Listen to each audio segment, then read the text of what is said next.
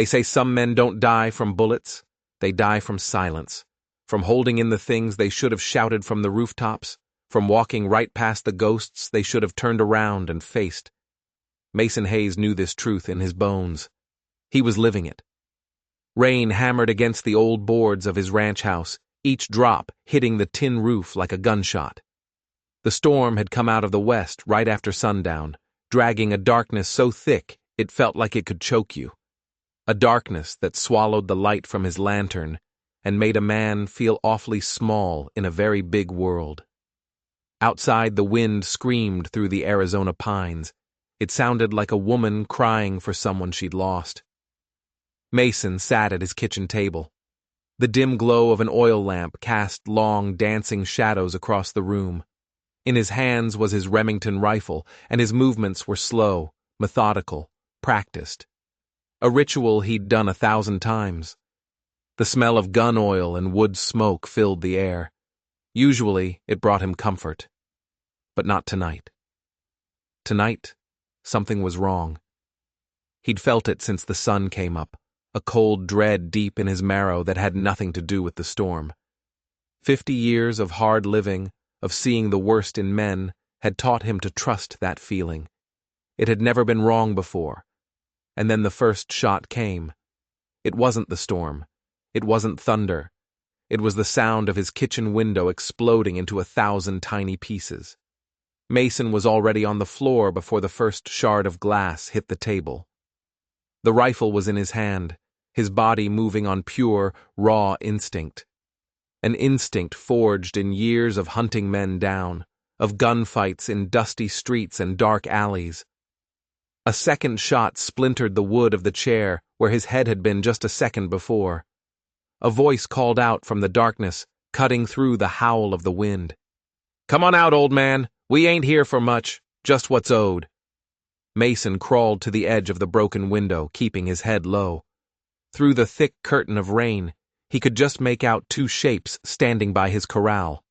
One of them held up a lantern, and its light glinted off the slickers they wore, and more importantly, off the barrels of their guns. "There's nothing owed here," Mason called back, his voice rough. "Just a man trying to live a quiet life." Laughter, sharp and cruel, answered him. "That's what you think. The boss says different." Mason didn't waste another word. He knew what kind of men these were. Talking was over. He moved like a ghost to the back door, easing it open without a single sound. The rain hit him like a physical blow, soaking his shirt in an instant, plastering his gray hair to his skull. He didn't circle around the house. That's what they'd expect. He went straight into the deepest shadows, the thick mud sucking at his boots with every step, pulling him down. The first man never even knew he was there. Mason came out of the darkness like a phantom. He didn't shoot. He brought the heavy stock of the Remington down, hard, against the back of the man's skull. There was a sickening crunch, and the man dropped face first into the mud without a sound. His lantern fell with a hiss, and the world was plunged back into near total darkness. The second man spun around, his pistol rising, but he was too slow, far too slow. Mason's shot was a deafening crack that echoed across the valley, a sound that for a single, brilliant moment drowned out the storm itself. The man stumbled backward, a hand clutching at his chest. He looked down, a look of pure surprise on his face, before his legs gave out and he collapsed against the corral fence. Silence descended, a heavy, ringing silence, broken only by the drumming of the rain. Mason moved forward, his rifle still raised, trained on the 2 fallen figures. He approached the first man, the one he'd hit. He was unconscious, but his breathing was shallow. He'd live. Maybe. The second man, he wouldn't be drawing breath in this world ever again. Mason knelt beside the dead man in the mud and the rain, and he rolled him over. He saw a hard face, a week's worth of beard, calloused hands. Just another drifter, another hired gun looking for easy money and finding a hard death instead. He started checking the man's pockets for anything that might tell him who sent them. But as he did, he pushed up the man's wet sleeve, and he froze. There, On the inside of the man's wrist was a crude tattoo. 3 letters, faded and blue, against the pale skin. R.K.D. Mason's world narrowed to those 3 letters. The storm, the rain, the dead man at his feet, it all faded away to a distant roar. His hand, a hand that had been steady through countless gunfights, began to tremble as he reached out and touched the mark. It was a brand he hadn't seen in 5 long years. A brand he had prayed to God he would never, ever see again. "Impossible," he whispered, his voice so low it was swallowed by the storm. The memories he had fought so hard to bury, the ones he held down with whiskey and silence and solitude, they came rushing back. A dam inside his mind burst, and the floodwaters poured in. The sound of screaming, the smell of blood and smoke, and Elizabeth's face, so still, so pale, her eyes staring up at nothing. Mason staggered back to his feet, the cold reality hitting him harder than any bullet. He was exposed. He was vulnerable. If these men were RKD, then there would be more. There were always more. He dragged the unconscious man into his barn, not gently, and tied him to a post with a thick rope. The questions could wait. For the dead man, he had other plans. He left him right where he fell, a message written in blood for anyone who came looking for him. Back inside the house, the quiet life he had built for himself was shattered. Mason moved with a new purpose, a cold fire burning in his gut. He went to his bedroom, to the loose floorboard under his bed he hadn't touched in half a decade. He pulled it up and retrieved a small wooden box, its surface worn smooth by time. Inside lay the man he used to be, a U.S. Marshal's badge, tarnished with age, a folded letter of resignation, dated April 18, 1880, and beneath it all, wrapped in oilcloth, was his Colt Peacemaker, his service weapon, a gun that hadn't been fired since the day he walked away from everything. He unwrapped the revolver, the familiar heavy weight of it settling in his hand. It felt like coming home. He checked the cylinder. It was still loaded, just as he'd left it. Some part of him, the part that lived in the dark corners of his mind, had always known this day would come. He slid the Peacemaker into the old leather holster on his hip. As he did, a brilliant fork of lightning split the night sky, illuminating the room for a split second. The light fell on the small framed photograph on his bedside table. It was Elizabeth. She was in her nurse's uniform, a small, hopeful smile on her face. Forever 33 years old, forever untouched by the horror that was to come. Mason looked at the photograph, his heart a cold, heavy stone in his chest. "They're back, Lizzie," he whispered to the smiling ghost in the frame. "God help me, they're back." The dawn that followed the storm was cold and unnervingly clear. The sky was washed clean, a pale, innocent blue that felt like a lie. Mason was already up, riding the line of his property, his eyes scanning the damp earth. 5 years of living as a rancher hadn't dulled the skills of the hunter. He found the hoof prints almost immediately. They cut a sharp line across his south pasture, heading down toward the creek. 4 riders, moving fast. These weren't the 2 from last night. These tracks were fresh, hours old at most. He followed them on foot, his Remington held ready in his hands. He moved from cover to cover, a shadow gliding through the pines. He reached the creek's edge and saw where they had stopped to water their horses. The mud told him a story. They hadn't stayed long, just long enough for a quick drink, and then they'd pushed on, east, away from his land. They weren't coming for him. They were leaving something behind.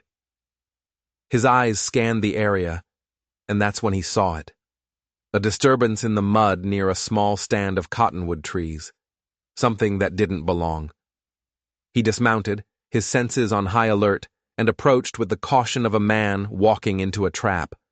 At first, he thought it was just a fallen branch, tangled up in the low-hanging limbs of a tree. But as he got closer, the shape resolved itself. It wasn't a branch. It was a burlap sack. Crudely tied at the top, and just hanging there, swinging gently in the morning breeze. A cold finger of dread traced its way down Mason's spine. There was something deeply wrong about it. It was too deliberate, too staged. He moved closer, his eyes sweeping the tree line, expecting the crack of a rifle at any second. The sack wasn't tied on tight. It looked like it had been thrown, and had just happened to catch on the branch. He could see dark stains near the bottom of the sack, stains that were still wet in the pale morning light. And then he heard it. A sound so faint, so delicate, he almost dismissed it as the wind. But it wasn't the wind. It was a breath, weak, ragged, but human. Mason didn't hesitate. He pulled out his knife, sliced through the rope holding the sack, and caught it before it hit the ground. He laid it gently on the damp earth, his heart pounding against his ribs. He fumbled with the knot at the top, his fingers feeling clumsy. He finally got it open, and his own breath caught in his throat. Inside was a woman. She couldn't have been more than 30. Her face was a swollen, bruised mask. Her dress was torn and filthy, her skin was blistered from exposure to the elements. Her lips were cracked and bleeding, and one of her wrists was still bound with a piece of rusted wire that had cut deep down to the bone. She was alive, but just barely. He leaned closer, and her eyes fluttered open. They were deep blue, glazed with pain and exhaustion, but there was a fire in them, a spark of life that refused to be extinguished. She looked at him, her eyes struggling to focus. She stared for a long moment, and a flicker of something passed across her face. It looked like recognition. Then she whispered, her voice a dry, rasping sound, like dead leaves skittering across pavement. 4 words that made the world stand still. "You're late, Hayes." Her eyes closed, and she went limp in his arms. Mason froze, the shock hitting him like a physical blow. He stared down at the unconscious woman. A complete stranger, left for dead on his land, wrapped in a sack like a piece of garbage, and she knew his name. How? How in God's name was that possible? He shook his head, pushing the questions down. She was dying. That's all that mattered right now. With hands that were surprisingly gentle for a man who had seen and done so much, he lifted her from the sack.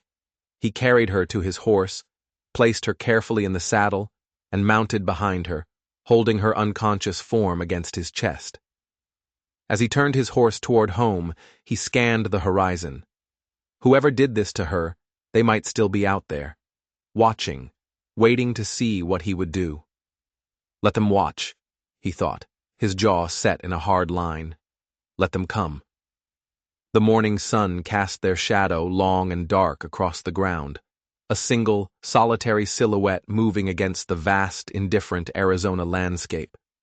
Some men don't die from bullets, Mason knew, and some men are brought back to life by the very thing that was sent to destroy them. The woman lay on Mason's bed, her breathing a shallow, ragged rhythm in the quiet of the ranch house. He'd done what he could for her. He'd cleaned her wounds, the angry red cuts on her wrist, the dark bruises that bloomed across her pale skin like poisoned flowers. He'd had practice tending to wounds in his old life, but it was Elizabeth who had the true healing hands. He was just patching holes. "What in the hell am I supposed to do with you?" he asked the silent woman.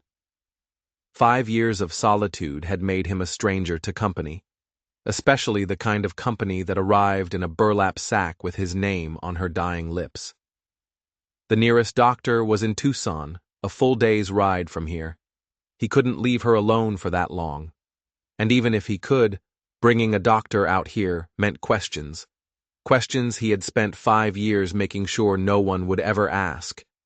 He was dabbing a cool cloth across her feverish forehead when his fingers brushed against something hard in the pocket of her torn dress. He paused. Carefully, he reached inside and pulled it out. It was a photograph, folded into a small square. The edges were soft and worn, the creases deep, as if it had been held and looked at 1,000 times. Mason unfolded it slowly, and the floor seemed to fall away beneath him. The photograph showed a group of people standing outside a field hospital tent, army uniforms and nurses in crisp white aprons. In the very center of the group, her face serious but kind, was Elizabeth. His Elizabeth. And standing right beside her, younger by 20 years, with a proud grin and both of his arms still intact, was Mason himself. This wasn't possible. The photo had been taken during the war, nearly 2 decades ago. How could this woman have it? It was one of the few pictures he even had of them together. "I see you found my insurance." The voice startled him. It was weak, but it was sharp, determined. The woman's eyes were open, and she was watching him. There was a clarity in her gaze now that hadn't been there before. "Who are you?" Mason asked, his voice coming out harder than he'd intended. She tried to sit up, wincing as a sharp pain shot through her body. Mason instinctively moved to help her, but she waved him away. There was a stubborn pride in the set of her jaw. "Eleanor Reed," she said, her voice a little stronger now. She settled back against the pillows, her eyes never leaving his. "Sister of Margaret Reed. You might remember her. She was one of the women you failed to save 5 years ago." The name hit Mason like a punch to the gut. Margaret Reed. He remembered her from the case files. One of the 7 women abducted by RKD's gang. One of the 7 they had been too late to rescue. One of the 7 whose fate was never discovered after the botched raid that had cost Elizabeth her life. "How did you find me?" he asked, his mind racing. "It wasn't easy," Eleanor said. "You disappeared quite thoroughly, Marshal Hayes. Or should I just call you Mason now?" Mason stood up, putting distance between them. This was a trap. It had to be. If she could find him, then RKD could find him. Maybe they already had. Maybe she was part of it. "Why are you here?" he demanded. "What do you want?" Eleanor let out a bitter little laugh, which turned into a racking cough that shook her whole body. When she could speak again, she looked at him with those piercing blue eyes. "Right now," she rasped, "a glass of water would be nice." Mason hesitated for a second, then filled a cup from the pitcher by his bed and helped her drink. She took small, slow sips, her eyes watching him over the rim of the cup. "I didn't come looking for you," she said finally, handing the cup back. "Not specifically. I was investigating RKD, trying to find Margaret, or at least find out what happened to her. I got careless. They caught me 3 weeks ago." "You're a lawman?" Mason asked, skepticism dripping from his voice. A flash of pride in her eyes. "A nurse, and a writer for the Tucson Star. I've been gathering evidence against Raymond Dawson for 3 years. Names, dates, locations, witness testimonies. Enough to see him hang 10 times over. Raymond Dawson, the leader of the RKD gang, a man Mason had hunted for 2 years, and a man who had taken everything from him. "And what good did it do you?" Mason said, gesturing to her injuries. "Look what they did to you." "They've done worse to others," she shot back, her voice gaining strength. "To Margaret, to your wife." Mason spun away from her, turning his back. He couldn't stand the accusation in her eyes. "My wife is not your concern." "No? Then why do I know her name was Elizabeth? Why do I know she died because someone on your own team betrayed you to RKD? Why do I know you've been hiding out here on this ranch, writing letters to a dead woman while Raymond Dawson continues to destroy lives?" He spun back to face her, raw anger flaring in his chest. "You know nothing about me. Or about Elizabeth." "I know more than you think," Eleanor countered, her voice rising to match his. "Margaret worked with Elizabeth at the hospital in Prescott before she was taken. She wrote about her in her letters. She spoke of her kindness, her dedication. She said Elizabeth was worried about something." The fight drained out of Mason all at once, leaving him feeling hollow and old. He sank down into the chair beside the bed, the wood groaning under his weight. "Why are you here, Miss Reed?" he asked again, his voice barely a whisper. What do you really want from me? Eleanor's expression softened, just a little. I told you, I wasn't looking for you. I was investigating a new operation of Dawson's, a kind of training camp for young men, down near the border. They caught me watching them. When they found my notes, my research, they decided to make an example of me. She touched her wounded wrist where the wire had cut so deep. They knew who I was, Margaret's sister. They wanted to know what I'd discovered, who I had told. When I wouldn't talk, she swallowed hard, her eyes clouding over with a dark memory. They decided I wasn't worth the trouble of keeping. They were taking me to the border to get rid of me. I managed to slip my gag and I started screaming. There was a traveler on the road, saw their wagon. They panicked. They threw me in that sack and dumped me in the woods. And you just happened to end up on my land, Mason said, his voice thick with doubt. By coincidence. No, Eleanor admitted, holding his gaze. It wasn't a coincidence. As they were tying up the sack, I heard one of them say your name. They knew exactly whose ranch this was. I think they left me here for you to find. A message, maybe. Or bait. The chilling implications settled over Mason like a funeral shroud. They knew where he was. They had known all along, maybe for years. And now they had delivered this woman to his doorstep. A living, breathing connection to his past, to Elizabeth, to the life he had burned to the ground and run away from. You should have stayed out of it, he said quietly. Some fights, they can't be won. Eleanor's eyes flashed with fire. Is that what you tell yourself at night so you can sleep, Marshall? That it was unwinnable? That running away was your only choice? I buried my wife because of that fight, Mason snapped, the words tearing out of him. I watched good men die, so yes, I walked away, and I'd do it again. Would Elizabeth be proud of that choice?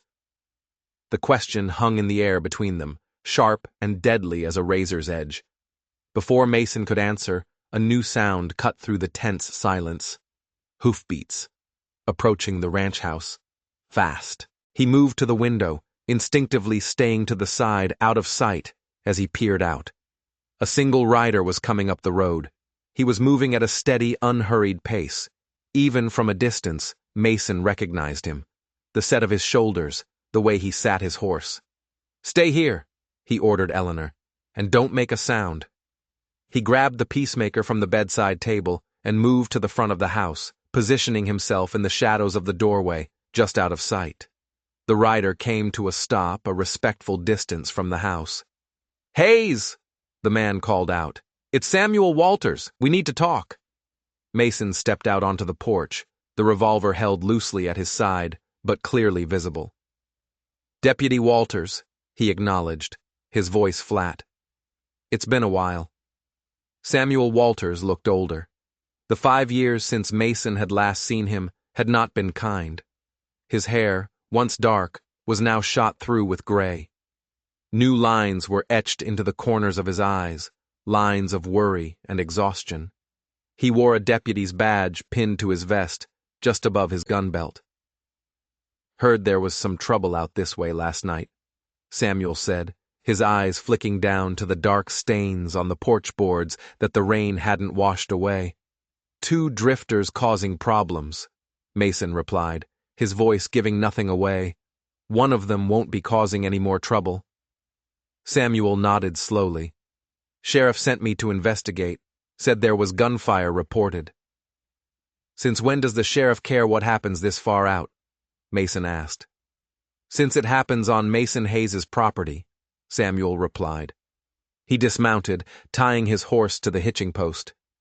Can I come in? It's been a long ride. Mason hesitated. Samuel had been one of his deputies back in the marshal's service. One of the few men who had survived the disastrous raid on RKD's camp. They had never been close, but they had stood shoulder to shoulder in a firefight. Still, 5 years was a long time, and Mason Hayes didn't trust anyone anymore. We can talk out here, he said, gesturing to the porch chairs. A flicker of annoyance crossed Samuel's face, but he nodded. Still the cautious one, I see. They sat, the familiar creak of the old porch boards the only sound between them for a long moment. Samuel took off his hat, running a hand through his thinning hair. I know why they came, Hayes, he said finally, his voice low. And I know who sent them. Mason kept his face a neutral mask. Do tell. RKD is back in business, bigger than before. They've got operations running all the way from here to the border. Different names, different fronts, but it's Dawson pulling all the strings. Word is, he's never forgotten what you did to his organization. I did nothing to his organization, Mason said, the bitterness of that failure still sharp on his tongue. We failed. He won, remember? Samuel leaned forward, his eyes intense. Did he? His own brother died in that raid. 3 of his top lieutenants, too.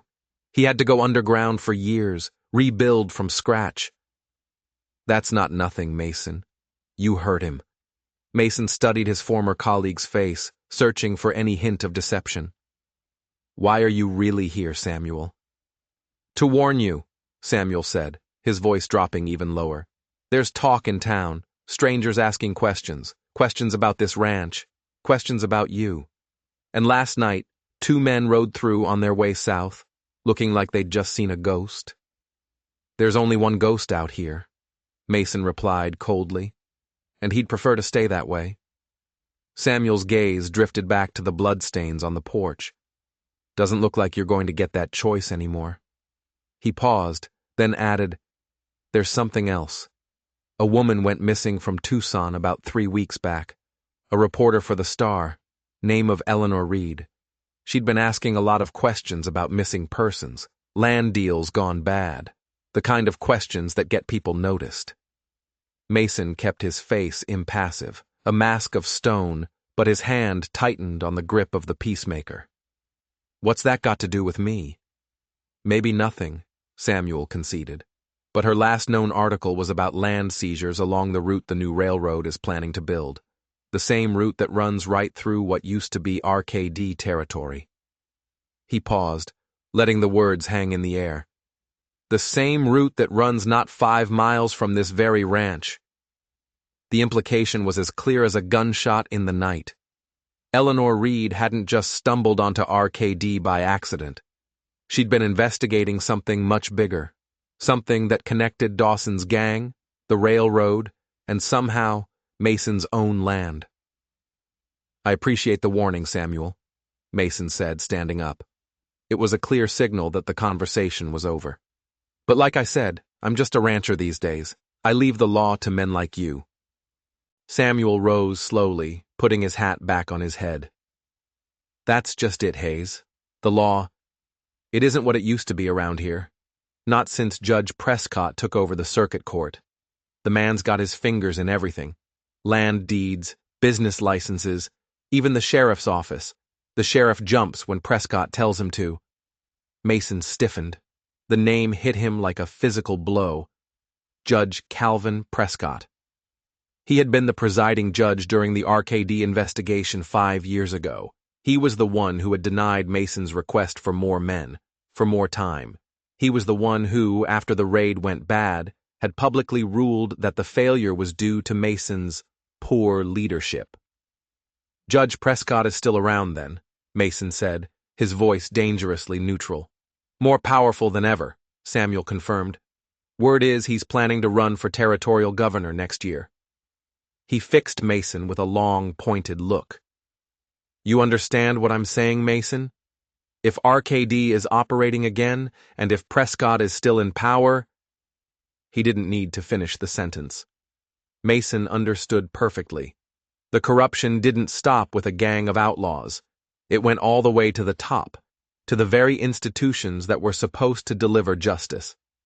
I understand, Mason said, and I'll keep my head down, like always. Samuel studied him for a moment longer, then seemed to accept it. See that you do. He turned to leave, but paused at the top of the steps. One more thing. That reporter, Eleanor Reed, if you happen to hear anything about her, I'd appreciate you letting me know. Her sister was a friend of your wife's, I believe." The casual, offhand way he mentioned the connection sent a fresh chill down Mason's spine. How much did Samuel know? Was this a genuine warning from an old colleague? Or was it a test? A threat? "I'll keep my ears open," Mason replied, his voice non-committal. "You do that," Samuel said, swinging up into his saddle. "And Hayes, watch your back. Not everyone who remembers you wishes you well." With that final, cryptic warning, he turned his horse and rode away, leaving a cloud of dust rising in the still morning air. Mason watched until he was a tiny speck on the horizon, then he went back inside, locking the door firmly behind him. Eleanor was sitting up in the bed, her face pale, but her eyes burning with intensity. "He knows," she said immediately. "He knows I'm here. He was testing you." "Maybe," Mason conceded. "Or maybe he was genuinely trying to warn me. Samuel and I worked together for years." "And you trust him?" Eleanor's voice was sharp with disbelief. Mason thought back to the raid, 5 years ago. How everything had gone wrong, so fast. How RKD had seemed to be waiting for them, ready for them. Someone had betrayed them that day. Someone on the inside, someone close. "I trust no one," he said finally, his gaze locking with hers. "Especially not you." Eleanor nodded, a flicker of satisfaction in her eyes. "Good. Because neither do I." She struggled, swinging her legs over the side of the bed. "We need to leave. It's not safe for you here anymore." Mason moved to stop her. "You're in no condition to travel anywhere." "I'll manage," she insisted, though her face had gone even paler with the effort. "I have to get to Tucson. I have it all there. The evidence, documents. They prove the connection between RKD, Judge Prescott, and the railroad land grabs. They prove everything." She took a shaky breath, her eyes locking on his. "And they explain why they killed your wife." Mason went completely still. "What did you say?" Eleanor met his gaze without flinching. "Elizabeth wasn't just collateral damage in that raid, Mason. She was a target. She knew something she learned from the patients she treated at the hospital, something that connected directly to Prescott and RKD." "That's impossible," Mason said, but a seed of doubt was already taking root in his mind. Elizabeth was a nurse. She delivered babies, she set broken bones, she wasn't involved in any of this. "Wasn't she?" Eleanor challenged. "She worked at the Prescott Hospital, the same hospital my sister Margaret worked at, the same hospital that treated a surprising number of young women for accidents, falling downstairs, carriage wrecks, women who later disappeared without a trace. The same hospital where patient records had a habit of going missing." Mason's mind was reeling. He remembered Elizabeth mentioning things late at night, concerns about certain patients, young women who came in with suspicious injuries, who seemed terrified to talk. He had told her to be careful, but he had never connected it to something bigger, to his own work. "How do you know this?" he demanded. "Margaret's letters," Eleanor said. "She wrote to me every week right up until she disappeared. She mentioned Elizabeth several times. She said they were becoming friends. She said Elizabeth shared her concerns about some of the patients. The very last letter I ever got from her, she said they were going to put together what they knew. She said they were thinking of speaking to a U.S. Marshal about their suspicions." The implications of her words crashed down on Mason like a tidal wave. Had Elizabeth been conducting her own investigation? Had she and Margaret Reed uncovered the truth and paid for it with their lives? "If that's true," Mason said slowly, his voice thick with a pain he hadn't allowed himself to feel in years, "why didn't she tell me? I was her husband. I was a marshal, for God's sake." Eleanor's expression softened. "Maybe she was trying to protect you, or maybe she wasn't sure yet. She just had suspicions. The way Margaret wrote, it sounded like they were still gathering the proof." Mason turned away from her, walking to the window. He stared out at the vast Arizona landscape, golden and peaceful in the afternoon light. It was so indifferent to the turmoil raging inside him. For 5 long, empty years, he had carried the weight of Elizabeth's death. He believed it was his fault. A consequence of his failure, his mistake, his inability to protect his team. That guilt had crushed him. It had driven him to this isolation, to this empty ranch where he could never hurt anyone again. But if Eleanor was right, if Elizabeth had been a target, then her death wasn't a tragedy. It was murder, planned, deliberate, and someone was going to have to answer for it. "These documents you have," he said, turning back to face Eleanor. "What exactly do they prove?"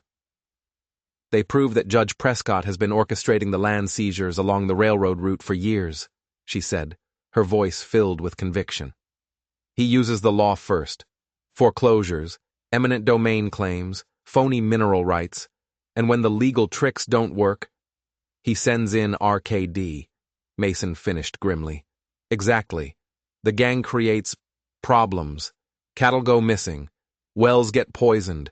Barns burn down in the middle of the night. Sooner or later, people get scared enough to sell. They sell for pennies on the dollar, just to get away. And who buys the land? A series of shell companies," Eleanor said, "all of which lead back to one entity, the Arizona Central Railroad Development Corporation, and the majority shareholder of that corporation is Judge Calvin Prescott." It was an old story, one as old as the West itself. Powerful men using violence and corruption to build their fortunes on the backs of ordinary people. But hearing it connected so directly to Elizabeth, to her death, it made Mason's blood run hot. "And you have proof of this? Actual documents?" Eleanor nodded. "Land deeds, corporate records, sworn witness testimonies. 5 years of my life are in a lockbox at the Tucson Star newspaper office. Not even my editor knows it exists. I couldn't risk it." Mason let the information sink in. If it was true, if she really had that kind of proof, it was enough to bring down not just RKD, but Judge Prescott and his entire corrupt empire. It would mean justice. Justice for Elizabeth, for Margaret Reed, for all the others. But it would also mean stepping back into the world he had run from. A world of violence, betrayal, and death. A world that had already taken everything from him once. "Even if I believe you," he said slowly, "what do you expect me to do about it? I'm not a marshal anymore. I have no authority, no resources, no one I can trust." "You have me," Eleanor said simply, "and you have the truth. Sometimes, that's enough to start." Mason looked at her. This woman who had been beaten and tortured, left for dead, and still refused to give up. Who had chased the truth for 5 years at great personal risk. And now she was here, in his house, broken but not beaten, offering him something he never thought he'd have again. A chance. A chance for redemption. A chance for justice for Elizabeth. "RKD will be looking for you," he said, the words a final test. "And now they know you're here, with me. We'd be walking into danger with every step we took." "I'm already in danger," Eleanor replied, her voice steady as a rock. "I have been since the day I started asking questions. The only real question, Marshal, is are you willing to finally face yours?" The question hung in the air, a challenge he had been running from for 5 long years. He looked past her, through the window, to the small vegetable garden Elizabeth had started in their first weeks on the ranch. She had had such plans for this place, for their life, plans that had turned to ash on that bloody day. The man he had been back then, the idealistic marshal who believed in the law, he had died with her. He'd been replaced by a hollow shell of a man, a ghost who hid from the world. But maybe it was time for a resurrection. "I'll need a day," he said finally, his voice rough. "The man I captured last night, he's still in the barn. He might know something, and I need to prepare the ranch. Make it look like I'm gone for good." A wave of relief washed over Eleanor's face. "Thank you," she said, her voice soft. Mason turned back to her, his own face hardening into a grim mask. "Don't thank me yet, Miss Reed. I haven't agreed to help you take down Prescott and his whole damn world. All I'm agreeing to do is get you to Tucson, to get your evidence." "What happens after that?"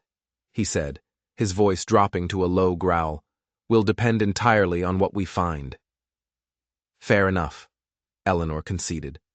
"But I think you'll find the evidence compelling." Mason moved to the door, then paused, his hand on the knob. He looked back at her. "One more thing. If we're going to do this, I need to know everything you know. No more secrets.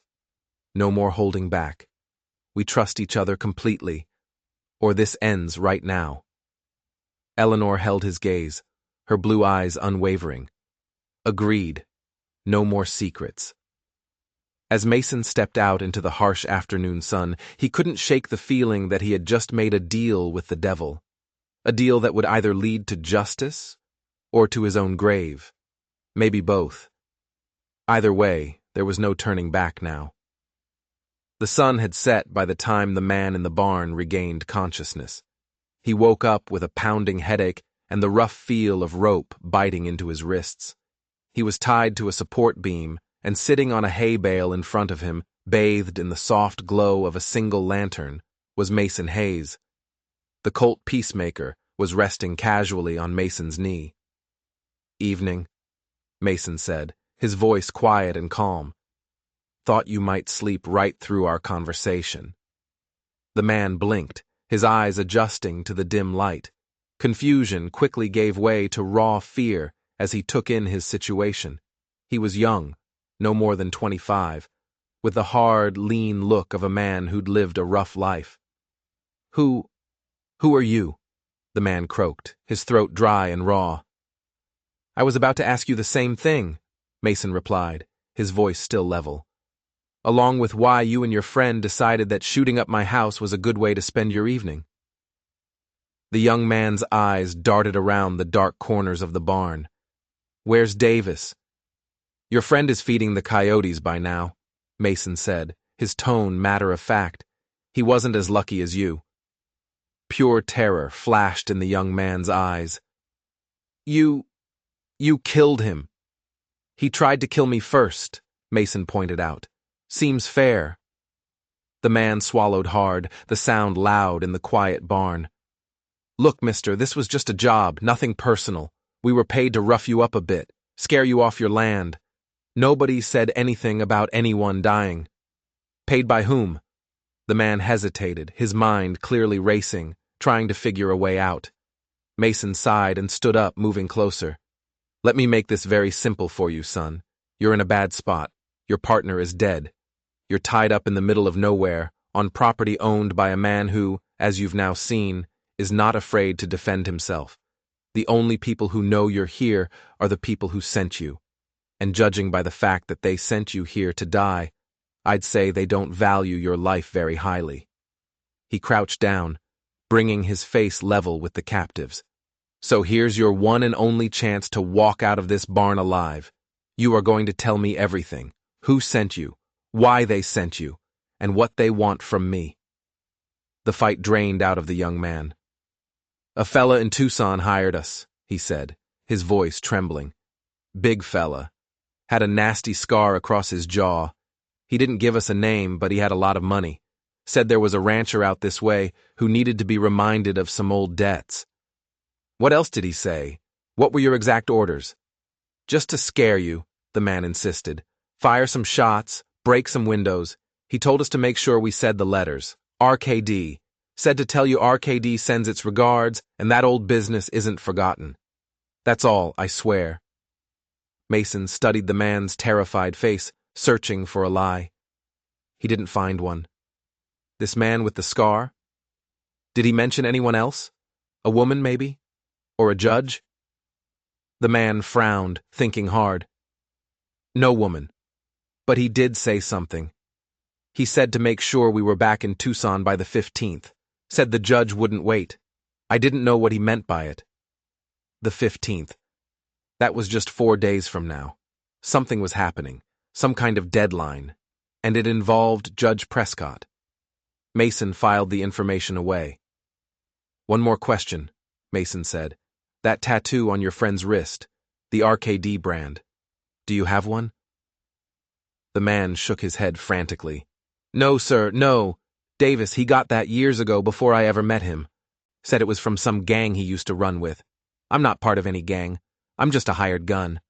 I go where the money tells me to go. Mason looked at him, considering. He seemed to be telling the truth. Just a low-level mercenary, caught up in something far bigger and more dangerous than he understood. Still, he couldn't just let him go. The man knew he was alive. Here's what's going to happen, Mason said, standing up.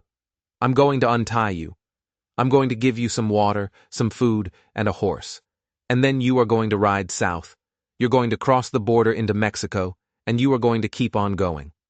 If I ever see your face again, if I ever even hear your name again, I will find you, and I will kill you. Do you understand me? The man nodded so hard his head bobbed. Yes, sir. You'll never see me again. I promise. Mason cut the ropes, but he kept the peacemaker trained on the man, as he slowly, painfully got to his feet, rubbing the circulation back into his wrists. One last thing, Mason said, handing the man a canteen of water. When you get back to whoever hired you, you're going to tell them that you buried me yourself. Tell them Mason Hayes is dead. Can you do that? The man nodded again, gulping down the water. Yes, sir. As far as anyone needs to know, you're already in the ground. Good, Mason said. Now get out of my sight. He watched as the young man scrambled onto the horse and kicked it into a gallop, disappearing into the blackness of the night. Mason stood there in the quiet of the barn for a long time, the lantern light flickering across his face. He had just set a lie in motion, a dangerous lie. He was officially a dead man, and dead men have nothing left to lose. If you enjoyed this story, don't forget to like, comment, and subscribe for more tales from the shadows of the Old West.